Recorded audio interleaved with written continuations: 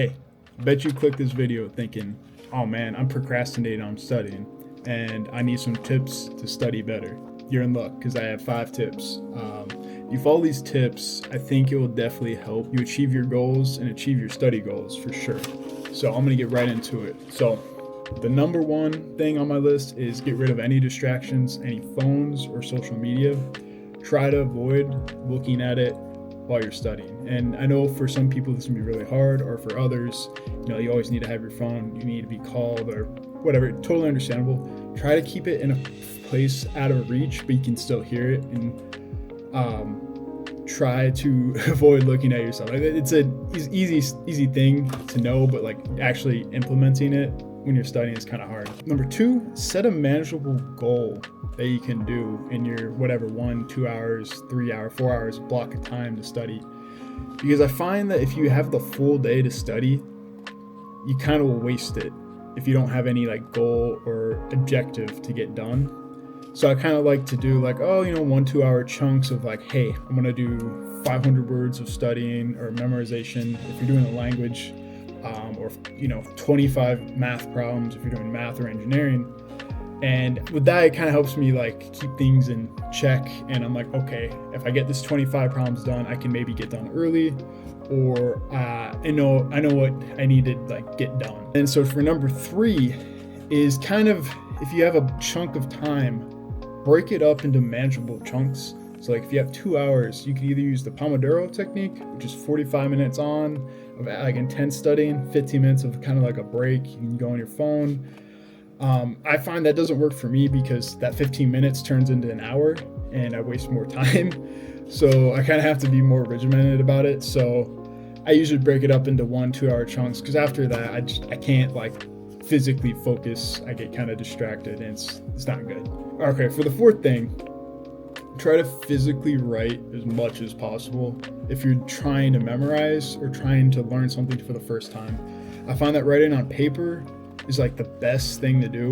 It's because it helps you like just writing, understanding the word, looking at it, and then it helps you absorb it like a sponge.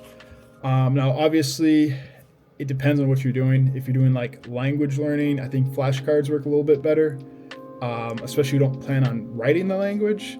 But if you're doing like engineering or math, I find that just writing down equations, writing down like vocabulary, or like, oh hey, this is a tip for using this equation, helps a lot.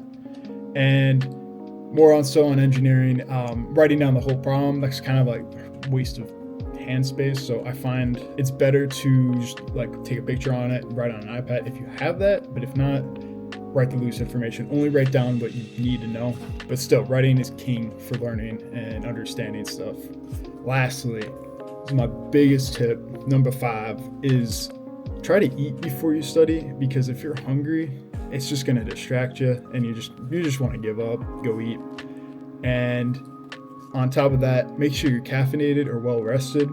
And obviously, I'm the king of procrastination. I find myself studying late in the night. I don't want to drink caffeine at that time, but I feel like my work is a lot better when I'm energized. If I'm tired, I tend to make up mistakes or slip up or just not care as much.